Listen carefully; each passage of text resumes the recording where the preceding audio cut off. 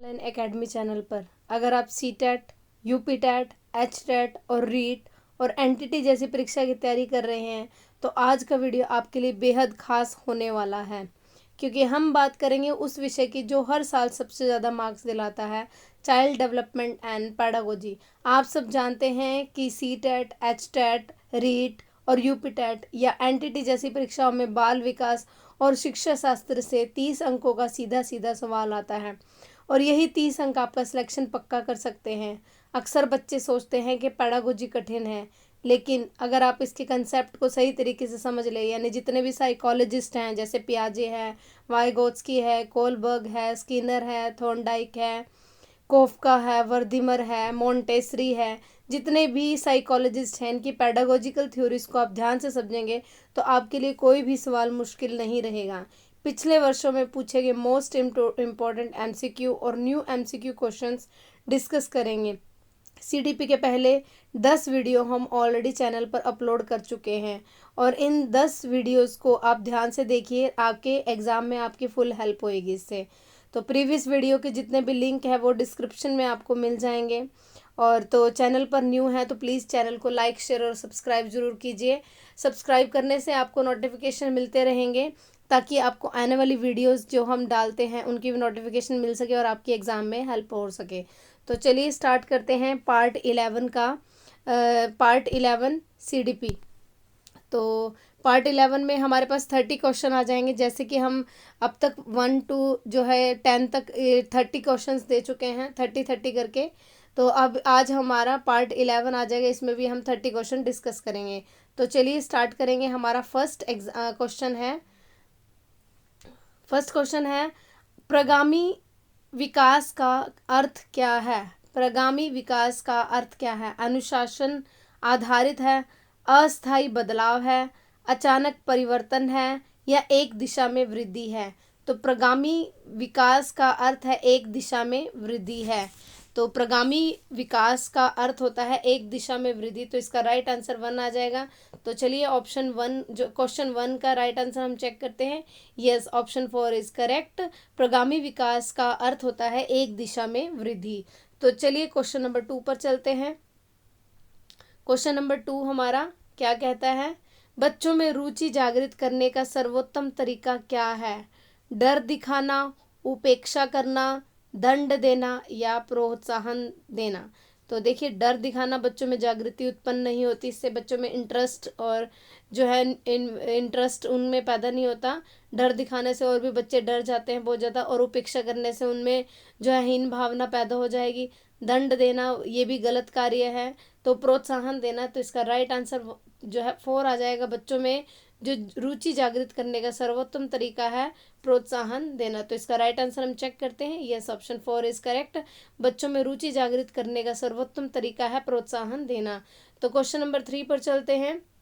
विकास की सबसे महत्वपूर्ण विशेषता कौन सी है? विकास की सबसे महत्वपूर्ण विशेषता स्थिरता है, बाध्यता है, अनियमितता है या क्रमबद्धता है।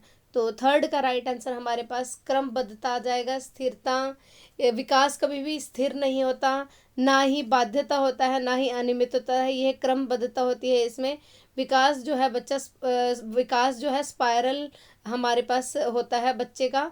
तो ये स्पाइरल विकास होता है बच्चे का। तो इसका राइट आंसर क्रमबद्धता होता है, एक सीक्वेंस में चलता है बच्चे का विकास। तो जैसे मान लो हमारे इंडिया का एक बच्चा है और अमेरिका में मान लो बच्चा 1 महीने का, जो जो वो करेगा वही अमेरिका वाला बच्चा ही करेगा। तो विकास है क्रमबद्ध होता है, एक सीक्वेंस में चलता है। तो इसका राइट आंसर 4 आ जाएगा। चलिए इसका आंसर चेक करते हैं। ये ऑप्शन 4 इज करेक्ट। विकास का सबसे महत्वपूर्ण विशेषता है क्रमबद्धता है। तो राइट आंसर 4 आ जाएगा। क्वेश्चन नंबर 4 पर चलते हैं। बुद्धि का सर्वोत्तम माप कौन सा है? बुद्धि का सर्वोत्तम माप व्यवहार है, अनुशासन है, परीक्षा परिणाम है या आईक्यू परीक्षण है। तो 4 का राइट आंसर 4 आ जाएगा, आईक्यू परीक्षण।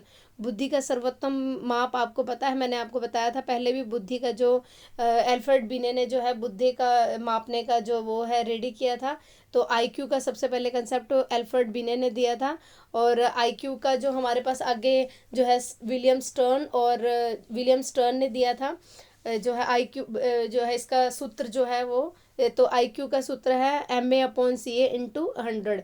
तो IQ परीक्षण है बुद्धि का सर्वोत्तम माप है। तो इसका राइट आंसर हम चेक करते हैं। Yes, option 4 is correct. बुद्धि का सर्वोत्तम माप है IQ परीक्षण। तो नेक्स्ट क्वेश्चन नंबर 5 पर चलते हैं। बाल विकास में सबसे बड़ा प्रभाव किसका होता है? समाज का, परिवार का, विद्यालय का या सभी का? तो इसका राइट आंसर आ जाएगा ऑप्शन 1 करेक्ट आ जाएगा। 5th का ऑप्शन 1 यानी सभी का। यानी बालक के जो विकास में समाज का भी प्रभाव पड़ता है, परिवार का भी प्रभाव पड़ता है और विद्यालय का भी प्रभाव पड़ता है। तो इन सभी का जो है बहुत बड़ा प्रभाव पड़ता है बालक के विकास में। तो राइट आंसर 1 आ जाएगा। तो चलिए आंसर चेक करते हैं। Yes, option 1 is correct. बाल विकास में सबसे बड़ा प्रभाव जो है परिवार, समाज और विद्यालय तीनों का होता है। तो नेक्स्ट क्वेश्चन नंबर 6 पर चलते हैं। सर्वांगीण शिक्षा का क्या अर्थ है? सर्वांगीण शिक्षा का अर्थ क्या है? केवल नैतिक शिक्षा है, मानसिक, शारीरिक, सामाजिक विकास है, केवल ज्ञान देना है या केवल शारीरिक विकास है? तो देखिए, केवल नैतिक शिक्षा, केवल ज्ञान देना और केवल शारीरिक विकास, मैंने आपको पहले भी बताया था, जहाँ आपके पास केवल वर्ड आ जाए वो नेगेटिव वर्ड माना जाएगा। केवल, सिर्फ या कहीं भी कोई डाउट हो आपको किसी क्वेश्चन में, तो अब वो नेगेटिव वर्ड में आ जाएगा। तो डर है, ये दंड है, ये सारे नेगेटिव वर्ड में आ जाएंगे। तो सर्वांगीण शिक्षण का मानसिक, शारीरिक और सामाजिक विकास है। सर्वांगीण शिक्षा का अर्थ है मानसिक, शारीरिक, सामाजिक विकास है। तो इसका राइट आंसर हम चेक करते हैं। Yes, option 2 is correct. सर्वांगीण शिक्षा का अर्थ है मानसिक, सामाजिक और शारीरिक विकास है। तो 6 का राइट आंसर 2 आ जाएगा। तो क्वेश्चन नंबर 7 पर चलते हैं। प्रेरणा का प्रकार कौन सा है? आंतरिक और बाह्य है, स्थायी और अस्थायी है, उपरोक्त सभी है या सरल या कठिन है? देखिए, प्रेरणा का प्रकार इनमें से कौन सा है? 7th का राइट आंसर 1 आ जाएगा, आंतरिक और बाह्य। प्रेरणा 2 प्रकार से होती है, मैंने आपको बताया था। मोटिवेशन जो बच्चों को 2 प्रकार से मिलता है, एक है इंट्रिंसिक और है एक्सटर्नल मोटिवेशन। तो इंट्रिंसिक है जो बच्चा स्वयं से करे, और एक्सटर्नल है जो बाहरी दिखावे के लिए करे। जैसे मान लो परिणाम अच्छे मार्क्स लाने के लिए वो है चॉकलेट पाने के, जैसे बच्चा है अच्छे मार्क्स पाने के लिए टीचर को दिखाता है तो कि देखो मेरे मार्क्स अच्छे आ सकते हैं, तो ये आंतरिक नहीं है, बाह्य आता है। बट यहाँ खुद के लिए, अगर बच्चा खुद के लिए अच्छे मार्क्स लाता है, यानी अगर मान लो उसके अंदर खुद का है कि मैं अब पढ़ूंगा, रुचि है उसके अंदर किसी चीज़ की, तो वो आंतरिक हो जाएगा। तो प्रेरणा 2 प्रकार के, आंतरिक और बाह्य। इसका आंसर चेक करते हैं। Option 1 is correct. चलिए 8 पर चलते हैं। स्मृति का सबसे अच्छा प्रकार कौन सा है? स्मृति का सबसे अच्छा प्रकार कौन सा है? अर्थपूर्ण है, यांत्रिक है, अनुशासनात्मक है या अस्थायी है? तो 8 का राइट आंसर हमारे पास अर्थपूर्ण आ जाएगा। स्मृति का सबसे अच्छा प्रकार है अर्थपूर्ण प्रकार है। तो 8 का राइट आंसर हम चेक करते हैं। Yes, option 1 is correct. स्मृति का सबसे अच्छा प्रकार है अर्थपूर्ण प्रकार। तो 8 का राइट आंसर 1 आ जाएगा। चलिए क्वेश्चन नंबर 9 पर चलते हैं। प्याजे के अनुसार 2 से 7 वर्ष के बच्चे किस अवस्था में होते हैं? देखिए, मैंने आपको बताया था कि प्याजे ने कॉग्निटिव डेवलपमेंट थ्योरी दी थी। इसमें 4 स्टेजेस हैं। 0 to 2 है संवेदी गामक अवस्था है, 2 to जो है 7 तक है वो आ जाएगी पूर्व संक्रियात्मक, 7 to 11 है ठोस संक्रियात्मक यानी मूर्त संक्रियात्मक भी बोल सकते हैं, और आगे 11 to 15 है औपचारिक संक्रियात्मक अवस्था। तो यहाँ हमसे पूछा गया है प्याजे के अनुसार 2 से 7 वर्ष बच्चे की किस अवस्था में होता है? तो 2 से 7 है पूर्व संक्रियात्मक अवस्था। तो 9 का राइट आंसर हमारे पास 3 आ जाएगा। तो आंसर हम चेक करते हैं। Yes, option 3 is correct. प्याजे के अनुसार 2 से 7 वर्ष के बच्चे किस अवस्था में होते हैं? पूर्व संक्रियात्मक। तो इसके इंग्लिश में भी एक बार देख लेते हैं। फर्स्ट है सेंसरी मोटर, सेकंड है प्री कन्वेंशनल स्टेज, थर्ड है कॉन्क्रीट ऑपरेशनल एंड फोर्थ है ऑपरेशनल जो है स्टेज आ जाएगी। तो नेक्स्ट क्वेश्चन नंबर 10 पर चलते हैं। रचनात्मक सोच का लक्षण क्या है? रचनात्मक क्रिएटिविटी जो है, थिंकिंग जो है बच्चे में, इसका लक्ष्य क्या होता है? डर है, दंड है, मौलिकता है या अनुशासन है? देखिए, क्रिएटिव जो थॉट्स होते हैं बच्चे में, ना तो डर द्वारा होते हैं, ना ही दंड, ना ही अनुशासन। तो राइट आंसर मौलिकता आ जाएगी। तो यहाँ पर इसका राइट आंसर रचनात्मक सोच का लक्ष्य है मौलिकता। तो फ्लुएंसी, फ्लेक्सिबिलिटी एंड ओरिजिनलिटी, ये तीनों ही रचनात्मक सोच बच्चे में होती है। तो इसका राइट आंसर हम चेक करते हैं। Yes, option 3 is correct. रचनात्मक सोच का लक्षण क्या है? मौलिकता है। तो क्वेश्चन नंबर 11 पर चलते हैं। कोलबर्ग के अनुसार नैतिक विकास का पहला स्तर क्या है? देखिए, मैंने आपको पहले भी बताया था, कोलबर्ग ने नैतिक विकास का सिद्धांत दिया था। तो कोलबर्ग, इसमें क्वेश्चन पूछा है, कोलबर्ग के अनुसार नैतिक विकास का पहला स्तर क्या है? पारंपरिक, परंपरागत, उत्तर परंपरागत, शैशवावस्था, शैशव या पूर्व परंपरागत। तो आपको पता है कोलबर्ग ने 3 जो स्टेजेस दिए थे और 6 लेवल दिए थे। तो पहला है परंपरागत, फिर आ जाएगा पूर्व, नहीं, पहला है पूर्व परंपरागत, दूसरा है परंपरागत, तीसरा है उत्तर परंपरागत, यानी post conventional, pre conventional, post pre conventional, conventional और पोस्ट कन्वेंशनल। तो राइट आंसर आ जाएगा इसका हमारे पास 11 का राइट आंसर 4 आ जाएगा, पूर्व परंपरागत। यानी पहली स्टेज है पूर्व परंपरागत, दूसरी है परंपरागत और तीसरी है उत्तर परंपरागत। इसका राइट आंसर हम चेक करते हैं। Yes, option 4 is correct. चलिए क्वेश्चन नंबर 11 के बाद 12 पर चलते हैं। बालक के अनुचित व्यवहार को सुधारने का सर्वोत्तम उपाय क्या है? बालक में जो अनुचित व्यवहार है उसको सुधारने का क्या सर्वोत्तम उपाय है? कठोर दंड है, डराना है, सकारात्मक अनुशासन है या उपेक्षा है? तो बच्चे के जो अनुचित व्यवहार को सुधारने का सर्वोत्तम तरीका, ना तो कठोर दंड द्वारा बच्चे सुधर सकते हैं, ना ही डर द्वारा, ना ही उपेक्षा द्वारा। तो जो है पॉजिटिव अनुशासन उनमें बच्चे में दिया जाए तो है, इससे क्या है, उनके अनुचित व्यवहार को सुधारने का सर्वोत्तम उपाय हो सकता है। तो 12 का राइट आंसर 3 आ जाएगा। चलिए आंसर चेक करते हैं। Yes, option 3 is correct. बालक के अनुचित व्यवहार को सुधारने का सर्वोत्तम उपाय है सकारात्मक अनुशासन। तो क्वेश्चन नंबर 12 का राइट आंसर 3 आ जाएगा। क्वेश्चन नंबर 13 पर चलते हैं। किशोरावस्था को और किस नाम से जाना जाता है? स्थिर युग, वृद्धावस्था, सुनहरा युग या समस्या का युग? तो हमारे पास 13 का राइट आंसर आ जाएगा 4, समस्या का युग। देखिए, किशोरावस्था जो है स्टेनले हॉल ने इसको जो है स्टॉर्म एंड जो है तूफान और इसकी तूफान की अवस्था बताया गया है, स्ट्रगल एंड स्टॉर्म की अवस्था बताया गया है स्टैनले हॉल ने। तो किशोरावस्था को और किस नाम से जाना जाएगा? समस्या का युग भी इसके नाम से जाना जाता है। तो इसका राइट आंसर हम चेक करते हैं। Yes, option 4 is correct. किशोरावस्था को समस्या का युग के नाम से भी जाना जाता है। तो क्वेश्चन नंबर 14 पर चलते हैं। स्वभाव किसका परिणाम है? स्वभाव किसका परिणाम है? वातावरण का, वंशानुक्रम का, कोई नहीं या दोनों का?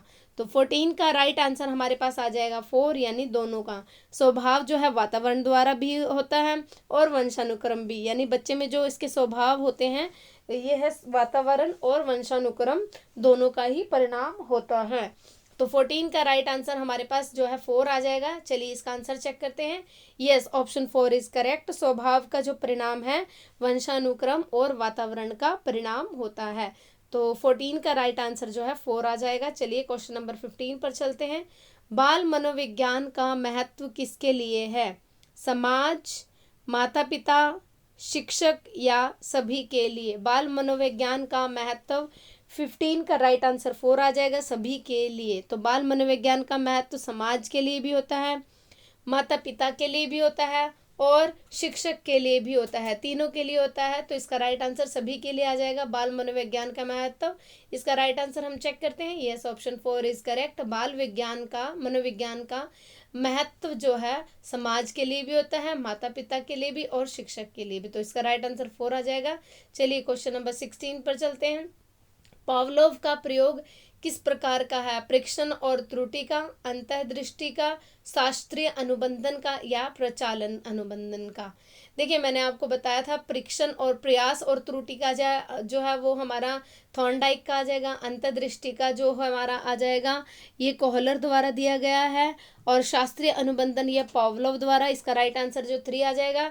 बाकी एंड में प्रचालन अनुबंधन जो है वो हमारा स्किनर द्वारा दिया गया है। तो इसका राइट आंसर शास्त्रीय अनुबंधन आ जाएगा। पावलोव ने जो है क्लासिकल कंडीशनिंग थ्योरी का जो है इसने दी थी पावलोव ने। तो इसका राइट आंसर 3 आ जाएगा। तो 16 का राइट आंसर हम चेक करते हैं। Yes, option 3 is correct.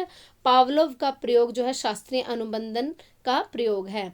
तो 16 का राइट आंसर 3 आ जाएगा। तो चलिए नेक्स्ट क्वेश्चन नंबर 17 पर चलते हैं। बच्चों की रचनात्मकता बढ़ाने का उपाय क्या है? स्वतंत्र वातावरण, डर, कठोर अनुशासन या दंड। देखिए, डर है, कठोर अनुशासन है और दंड है, ये तीनों ही नेगेटिव वर्ड आ जाएंगे, तो आपने इनको टिक नहीं करना। तो राइट आंसर आ जाएगा स्वतंत्र वातावरण। तो बच्चों की रचनात्मकता बढ़ाने का जो उपाय है स्वतंत्र वातावरण है। 17 का राइट आंसर 1 आ जाएगा। तो चलिए इसका आंसर चेक करते हैं। Yes, option 1 is correct. बच्चों की रचनात्मकता बढ़ाने का उपाय है स्वतंत्र वातावरण। तो 17 का राइट आंसर 1 आ जाएगा। तो चलिए क्वेश्चन नंबर 18 पर चलते हैं। बुद्धि के बहुघटक सिद्धांत किसने दिए हैं? बुद्धि का बहुघटक सिद्धांत गार्डनर ने, थॉर्नडाइक ने, स्किनर ने या स्पीयरमैन ने। तो 18 का राइट आंसर हमारे पास आ जाएगा 2, थॉर्नडाइक ने। बुद्धि के बहुघटक सिद्धांत जो है, अगर मान लो आपके पास बहुकारक आ जाए, मतलब बुद्धि के जो है बहुकारक सिद्धांत है तो गार्डनर आ जाएगा, बट यहाँ इन्होंने बुद्धि के बहुघटक सिद्धांत का पूछा है। तो 18 का राइट आंसर थॉर्नडाइक आ जाएगा। तो इसका आंसर चेक करते हैं। Yes, option 2 is correct. बुद्धि के बहुघटक सिद्धांत जो है ये है थॉर्नडाइक द्वारा दिया गया है। बाकी मल्टीपल इंटेलिजेंस आ जाए तो वो होवर्ड गार्डनर द्वारा दिया गया है। स्किनर ने, मैंने आपको बताया था, जो है ऑपरेंट कंडीशन थ्योरी दी थी, और स्पीयरमैन ने टू डायमेंशनल थ्योरी स्पीयरमैन ने दी थी। द्विकारक सिद्धांत जो है स्पीयरमैन द्वारा दिया गया है। तो इसका राइट आंसर थॉर्नडाइक आ जाएगा। नेक्स्ट 19 पर चलते हैं। बालक को सीखने के लिए सबसे ज़्यादा क्या प्रेरित करता है? अनुशासन प्रेरित करता है, दंड करता है, डर करता है या रुचि करती है? बालक को सीखने के लिए सबसे ज़्यादा क्या प्रेरित करता है? तो अनुशासन तो बच्चों को सीखने के लिए प्रेरित करता ही नहीं है, क्योंकि बच्चा अनुशासन में रहेगा तो उसको ये रहेगा कि चुप रहना, और वो बच्चा डर में रहेगा, ना ही दंड और ना ही डर। तो 19 का राइट आंसर रुचि आ जाएगा। ये बालक को सीखने के लिए सबसे ज़्यादा जो प्रेरित करता है, मोटिवेट करता है, वो इंटरेस्ट करता है। अगर बच्चे में इंटरेस्ट ना हो तो वो कभी भी किसी चीज़ को सीख नहीं सकता। अनुशासन में रह कभी नहीं सीख सकता, ना ही दंड में, ना ही डर में। तो इसका राइट आंसर बालक को सीखने के लिए सबसे ज़्यादा प्रेरित रुचि करती है। तो इसका आंसर चेक करते हैं 19 का। Yes, option 4 is correct. तो 19 का 4 आ जाएगा। इसका नेक्स्ट क्वेश्चन नंबर पर चलते हैं 20 पे। विकास किस प्रकार की प्रक्रिया है? विकास जो है सतत और क्रमबद्ध है, अव्यवस्थित है, स्थायी है या बाध्य है? तो विकास किस प्रकार की प्रक्रिया है? विकास सतत और क्रमबद्ध है। तो इसका राइट आंसर 1 आ जाएगा। 20 का राइट आंसर 1 है। तो चलिए इसका आंसर चेक करते हैं। Yes, option 1 is correct. विकास जो है सतत और क्रमबद्ध की प्रक्रिया है, अव्यवस्थित नहीं है, ना ही अस्थायी है और ना ही बाध्य है। तो तीनों ही नेगेटिव में आ जाएंगे। तो राइट आंसर 1 आ जाएगा, सतत और क्रमबद्ध। तो नेक्स्ट 21 पर चलते हैं। किशोरावस्था में प्रमुख मानसिक विशेषता कौन सी है? तर्क शक्ति है, स्मृति हास है, अनुशासन है या डर है? तो 21 का राइट आंसर जो है तर्क शक्ति आ जाएगा। किशोरावस्था में प्रमुख मानसिक विशेषता होती है तर्क शक्ति। तो 21 का राइट आंसर 1 आ जाएगा। तो चलिए इसका आंसर चेक करते हैं। Yes, option 1 is correct. किशोरावस्था में प्रमुख जो है मानसिक विशेषता है तर्क शक्ति होती है। तो इसका राइट आंसर 21 का 1 आ जाएगा। नेक्स्ट 22 पर चलते हैं। सामाजिक परिपक्वता जो है किससे मापी जाती है? जो सोशल मैच्योरिटी जो है वो बच्चे में किस तरीके से मापी जाएगी? अनुकूलन क्षमता द्वारा, परीक्षा परिणाम द्वारा, अनुशासन द्वारा या दंड द्वारा? तो 22 का राइट आंसर 1 आ जाएगा। अनुकूलन क्षमता द्वारा जो है बच्चे में सामाजिक परिपक्वता मापी जाएगी। देखिए, परीक्षा परिणाम द्वारा भी नहीं मापी जा सकती, ना ही अनुशासन द्वारा और ना ही दंड द्वारा। तो अनुकूल क्षमता है, इससे बच्चे की क्या है, सामाजिक परिपक्वता को मापा जा सकता है। तो राइट आंसर 22 का 1 आ जाएगा। नेक्स्ट इसका राइट आंसर हम चेक करते हैं। इस ऑप्शन 1 इज करेक्ट। 22 का राइट आंसर 1 आ जाएगा। नेक्स्ट 23 पर चलते हैं। आत्मसंकल्पना किससे बनती है? आत्मसंकल्पना किससे बनती है? तो आत्मसंकल्पना दंड से, डर से, अनुभव से या अनुशासन से? तो आत्मसंकल्पना जो है वो अनुभव द्वारा बनती है। तो इसका राइट आंसर जो है 3 आ जाएगा। ना ही दंड द्वारा, ना ही डर द्वारा और ना ही अनुशासन द्वारा आत्मसंकल्पना बनती है। तो अनुभव द्वारा ही आत्मसंकल्पना बनती है। तो 23 का राइट आंसर जो है 3 आ जाएगा। ऑप्शन चेक करते हैं। Yes, option 3 is correct. आत्मसंकल्पना अनुभव द्वारा बनती है। नेक्स्ट 24 पर चलते हैं। बच्चों में अनुशासन स्थापित करने का सर्वोत्तम तरीका क्या है? बच्चों में अनुशासन स्थापित करने का सर्वोत्तम तरीका है आत्म अनुशासन है, उपेक्षा है, कठोर दंड है या डराना है। तो राइट आंसर 1 आ जाएगा। बच्चों में अनुशासन स्थापित करने का सर्वोत्तम तरीका है आत्म अनुशासन। तो ना तो उपेक्षा द्वारा बच्चे अनुशासन में रहेंगे, ना ही कठोर दंड द्वारा और ना ही डर के द्वारा बच्चे जो है अनुशासित स्थापित होगा उनमें बच्चों में। तो आत्म अनुशासन द्वारा ही बच्चों में अनुशासन स्थापित करने का सर्वोत्तम तरीका है। तो 24 का राइट आंसर 1 आ जाएगा। चलिए इसका आंसर चेक करते हैं। Yes, option 1 is correct. बच्चों में अनुशासन स्थापित करने का सर्वोत्तम तरीका है आत्म अनुशासन। तो 24 के बाद 25 पर चलते हैं। अधिगम का अर्थ क्या है? अधिगम का अर्थ केवल रटना है, व्यवहार में स्थायी परिवर्तन है, डर विकसित करना है या परीक्षा पास कराना है। देखिए, अगर बच्चे सीखेंगे तो वो आप खुद ही सोचो बच्चे किसके द्वारा सीखेंगे।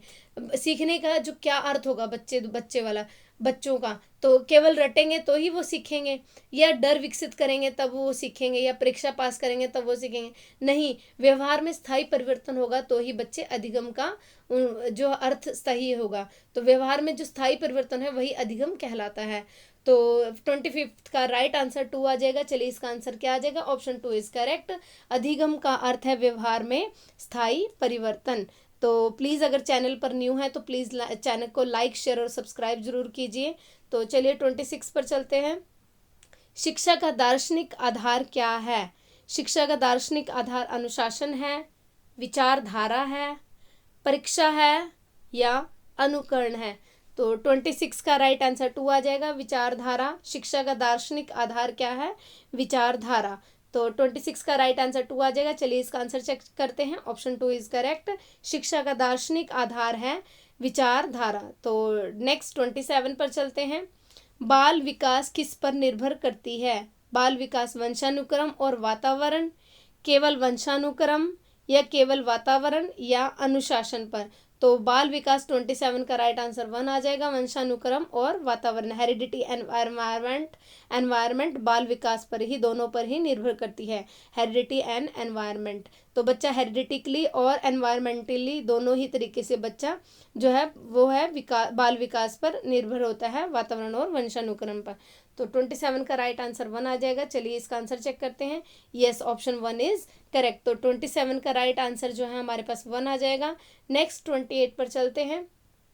बुद्धि परीक्षण का उपयोग किसके लिए होता है? बुद्धि परीक्षण का उपयोग अनुशासन लाने के लिए, डर पैदा करने के लिए, दंड देने के लिए या क्षमता मापने के लिए। तो बुद्धि परीक्षण जो है वो किसके लिए उपयोग की जाती है? बुद्धि परीक्षण यानी क्षमता मापने के लिए उपयोग होती है। तो 28 का राइट आंसर जो है 4 आ जाएगा। चलिए इसका ऑप्शन चेक करते हैं क्या है। Yes, option 4 is correct. इसका राइट आंसर 28 का बुद्धि परीक्षण का उपयोग जो है क्षमता मापने के लिए होता है। तो नेक्स्ट 29 पर चलते हैं। पियाजे के अनुसार संवेदिक गति अवस्था कब होती है? 2 से 7 वर्ष, 0 से 2 वर्ष, 11 से 15 वर्ष या 7 से 11 वर्ष। देखिए, मैंने आपको बताया था पियाजे ने 4 स्टेजेस दी थी। इसने है कॉग्निटिव डेवलपमेंट थ्योरी जो है संज्ञानात्मक विकास का जो है इसने हमें कंसेप्ट दिया था पियाजे ने 4 स्टेजेस दी थी। संवेदी गामक है, दूसरी है पूर्व संक्रियात्मक, तीसरी है ठोस संक्रियात्मक और चौथी है औपचारिक संक्रियात्मक अवस्था।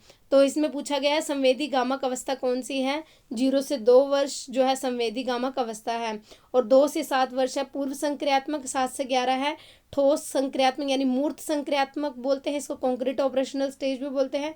11 से 15 वर्ष है ऑपरेशनल थ्योरी, कॉन्क्रीट ऑपरेशनल और ऑपरेशनल थ्योरी है, औपचारिक संक्रियात्मक अवस्था आ जाएगी।